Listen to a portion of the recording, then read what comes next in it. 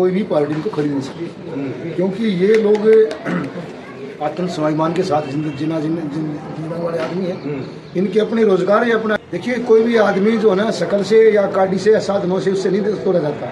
आदमी की जो विचारधारा होती है वो सबसे बड़ी होती है। इन लोगों की जो विचारधारा है वो बहुजन समाज के लिए उनकी समर्पित भावना है। इनसे हमने काफ़ी विचार करके और तभी इन लोगों को हमने इनका चयन किया है। और हम ये चाहते हैं कि भाई पार्टी की तरफ से हम इनको जो मुर्गा पा जाते हैं, जो केदारू पा जाते हैं, जो बिक जाते हैं, वो बिहार वाले थे ना। देख लो बिहार में कैसे जेसीबी चल रही है, तो वही हाल रहेगा। जिस विजन के साथ चल रहे हैं ना, उस विजन को हमारे पूरे हिंदुस्तान में लेके चलना है।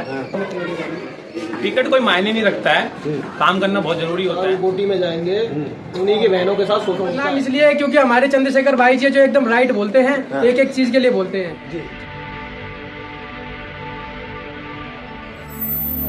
जय भीम, मैं मौलाना और आप देख रहे हैं बहुजन समय। साथियों, आज नॉर्थ एब्रो में चहल पहल में दिख रहा है, तो मैं समझूंगा कि ये लोग कहाँ से आए हैं, क्या कारण है और क्या देखना चाहते हैं कि क्या इस दिल्ली प्रदेश में आज़ाद समाज पार्टी का कुछ करिश्मा आगे जो नगर निगम चुनाव आ रहा है उसको आएगा, या फिर वही जो पुरानी पार्टियां वही यहाँ पर राज करेंगी। सर, आप लोगों को परिचय क्या है?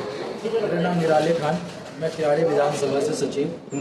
सर, हम यहाँ इस मकसद से आए हैं कि पहले 5 साल से ये भीम आर्मी और आज़ाद समाज पार्टी का संकल्प हुआ था, जिसके अंदर कई बार हमने अपना प्रयास किया, लेकिन अभी प्रयास सक्षम नहीं रह पाए, जिस कारण से थोड़ी सी हम पीछे हो जाते हैं। लेकिन अब की बार हम कुछ सीखने के लिए यहाँ पे आए भाई के पास, जो भाई ने हमें अभी बताया भी, और हम कुछ सीख के भी जा रहे हैं। उसका हम कार्रवाई और भी करेंगे, क्योंकि हमें निगम पार्षद का इलेक्शन वहाँ लड़वाना है। बहुत से लोग मैं देख रहा हूँ जहाँ पैसा पा जाता है, दारू पा जाता है, मुर्गा पा जाता है, उधर चले जाते हैं। उनको कैसे समझाओगे, कैसे उनको जीतोगे उनका दिल? तो सर, ये जो मुर्गा पा जाते हैं, जो केदारू पा जाते हैं, जो बिक जाते हैं, वो बिहार वाले थे ना। देख लो बिहार में कैसे जेसीबी चल रही है, तो वही हाल रहेगा। सर, आपका परिचय? सर, मेरा नाम तनुक है और मैं दिल्ली प्रदेश सचिव हूँ। तो क्या कहेंगे आज जो आप लोग इतना भीड़ आए हैं चंद्रशेखर से, क्या मैसेज मिला? इधर देखिए, इधर देखिए। हमारे भाई से बात हुई और भाई से बात हुई,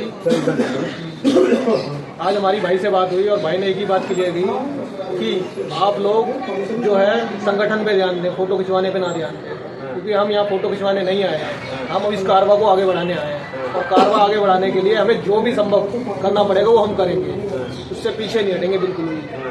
तो जो लालच लोगों का पैदा किया जाता, पैसा देते हैं कि तुम्हारा एक काम करा दो, वो लोग आप लोग कैसे उनका दिल जीतेंगे? देखिए, जो लालच में जाएंगे, वोटी में जाएंगे, उन्हीं की बहनों के साथ शोषण होता है। आप अपनी बहनों के साथ शोषण कराना चाहते हैं क्या? ऐसी सत्ता लाना चाहते हैं जो पिछले टाइम तक होता हुआ है आपके साथ शोषण, आप वही शोषण चाहते हैं? कि आप ये चाहते हैं कि जो हमारा जो दिल्ली है, वो दिल्ली में ऐसी सरकार आए जो सबके बारे में सोचे। वो कैमरा पर देखो, जो दिल्ली में जो सरकार है वो सबके, दिल्ली में ऐसी सरकार है जो सबके बारे में आपका शोषण हो। सारी पार्टियां ऐसे कहते हैं, जो आप अभी बोल रहे हो ना, सभी एक पार्टियां कहते हैं हम जो आएंगे हम आपको लालच नहीं देंगे, हम काम करके दिखाएंगे। यही बात सारी पार्टी कहती है। देखिए, सभी पार्टियां जो कहती हैं कि हम काम करके दिखाएंगे, पर साथ के साथ वो पैसा भी तो बांटती है। क्यों बांटती है पैसा? सरकारी पैसा, हमारा टैक्स का पैसा बांट देगी, और बांटने के बाद उनको लालच दे देते हैं कि आपके 5000 आए हैं और आप हम इलेक्शन को जितवा देंगे तो 20,000 आएंगे। तो आप क्यों वोट बेचने का काम कर रहे हैं? क्या संविधान में आप ये सीधा सीधा रिश्वत नहीं दे रहे? तो रिश्वत दे रहे हैं आप, तो आपके ऊपर कानूनी सजा नहीं होनी चाहिए। कैसे रोकोगे आप? उनको सत्ता दे रहे हैं ना भाई, पैसा दे रहे हैं, तो आप उनका काउंटर कैसे करोगे? पैसा ना ले। देखिए, काउंटर सिर्फ ऐसे ही होगा, लोगों को समझना होगा कि अगर आप पैसा लेंगे तो जिंदगी भर आपका शोषण होएगा, और यदि आप पैसा नहीं लेंगे तो आपका शोषण नहीं होगा, देश का विकास होगा। तो मना करते हैं, पैसा न ले, अगर कोई दे रहा है तो मना करते हैं। बिल्कुल पैसा लेने की जरूरत नहीं है। उनसे बोलो कि हमारे बच्चों को फ्री शिक्षा दें। आज आप देख लो, अगर कोई बच्चा डॉक्टर बनने जाता है ना तो करोड़ों रुपए फीस लग जाती है, वो फीस फ्री क्यों नहीं चाहते हैं? दिल्ली की जनता आज परेशान है, कर रहा है कि केजरीवाल इससे अच्छा थे, केजरीवाल सरकार को वाहवाही कर रहे हैं। देखिए, अगर केजरीवाल इतने ही अच्छे थे तो लोगों ने उनको हराया क्यों? आप समझिए मेरी बात। वो ईमानदार थे ना, आप समझिए, अगर वो इतने ही ईमानदार होते तो उन पर आरोप नहीं लगते, वो जेल नहीं जाते। समझिए मेरी बात को।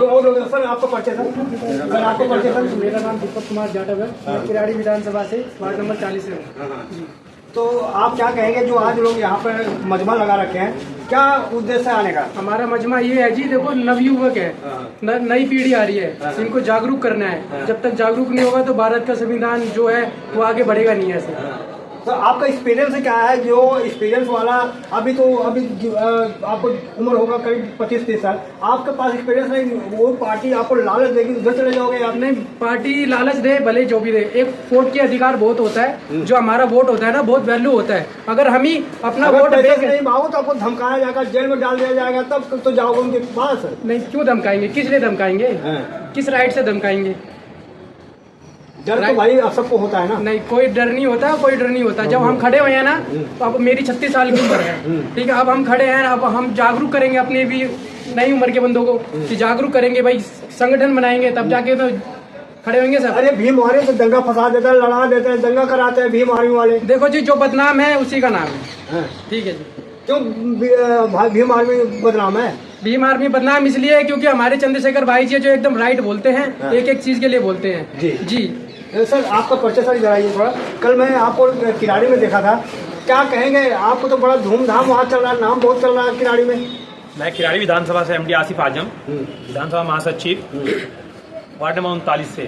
सर मैं इसलिए यहाँ आया हूँ क्योंकि बड़े भाई चंद्रशेखर आज़ाद, हमारे बड़े भाई चंद्रशेखर आज़ाद जी जो हैं, उनसे हमारी मुलाकात होनी थी बहुत ज़रूरी, क्योंकि वो जिस विज़न के साथ चल रहे हैं ना, उस विज़न को हमारे पूरे हिंदुस्तान में लेके चलना है, और जो संविधान के साथ वो चल रहे हैं उस संविधान के साथ पूरे हिंदुस्तान को लेके चलना है। इस वजह से हम लोग यहाँ आए थे, ठीक है।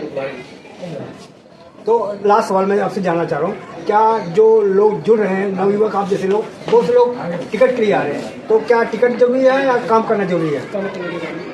टिकट कोई मायने नहीं रखता है, काम करना बहुत जरूरी होता है, क्योंकि आप देखिएगा किसी भी समाज के अंदर जो नेता होता है ना, उससे ना ज़्यादा कई गुना ना जो वहाँ के जो विकास कार्य जो पर्सन होता है ना, उसकी ज़्यादा वैल्यू होती है, नेता की वैल्यू नहीं होती है। ये आप देख लीजिएगा कहीं भी जाके आप। तो आप भी तैयारी कर रहे हैं वहाँ पर किराड़ी में? देखिए, अगर पार्टी ने अगर मौका दिया, पार्टी अगर लाइक समझती होगी तो इंशाल्लाह फिर जरूर लड़ेंगे वहाँ से इलेक्शन। मुलाकात हुई थी उनसे? मुलाकात तो पहले हुई नहीं, पर उनको हमने यूट्यूब वगैरह पे देखा, सोशल मीडिया के माध्यम से। जब उनके अंदर देखा, उनकी बोलने की सलाहियत देखा, उसके अंदर उनका एक विजन देखा, बाबा साहब की बात करते हैं, संविधान की बात करते हैं, और पूरे भारत को एक साथ लेके चलने की बात करते हैं। उसके बाद सारे जितने भी मजहब है सबके साथ चलते हैं, तो वो व्यक्ति मुझे बहुत अच्छा लगे। सर, चंद्रशेखर के बारे में कहा जाता है, मुसलमानों को तो बात तो करते हैं, वोट ले लेते हैं, लेकिन मुसलमानों को काम नहीं करते। आप मुझे बता दो कि मुसलमानों का काम वहाँ पे कहाँ पे नहीं किया उन्होंने? मुसलमानों का काम का मतलब होता है, कई लोग आरोप लगाते हैं। सर आरोप लगाने से नहीं होगा ना, आप फैक्ट पे बात करिए ना। मुसलमानों के लिए उन्होंने 27 दिन जेल काट के आया, दिल्ली की जामा मस्जिद से अरेस्ट हुआ था CNRC के अंदर। उसके बाद आई लव मोहम्मद के ऊपर उन्होंने बोला कि मैं गिरफ्तारी दूंगा, मैं आई लव मोहम्मद बोलता हूँ। कोई बोल देगा क्या विपक्षी नेता? कोई किसी ने आवाज नहीं उठाया, उन्होंने उठाया। उसके बाद हमारे बुरखा के ऊपर अगर लगाया जाता है इल्जाम, तो वो बुरखा के लिए आवाज उठाते हैं। आप बताए ना, मुसलमानों के लिए तो हमेशा खड़े हैं वो। तो मुसलमानों के लिए लड़ रहे हैं और महिलाओं के लिए लड़ रहे हैं, SC/ST के लिए, लेकिन भरोसा क्यों नहीं हो रहा चंद्रशेखर के ऊपर? देखो, भरोसा तो होगा, वक्त लगता है किसी भी चीज में, वो अपने विजन के साथ चल रहे हैं, ठीक है। भरोसा एक न एक दिन इंशाल्लाह जरूर होगा। जी, तो लास्ट में कटारिया साहब, आप तो वहाँ जिम्मेदारी आपको मिली है, कैसे इन सब बच्चों को एक साथ जोड़ेंगे, कहीं दूसरी पार्टी इनको खरीद न ले?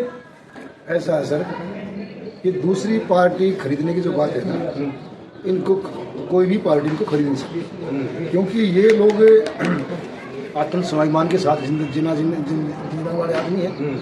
इनके अपने रोजगार या अपना इनका किस तराजू से तौला किए नहीं बिकेंगे, नहीं भड़केंगे।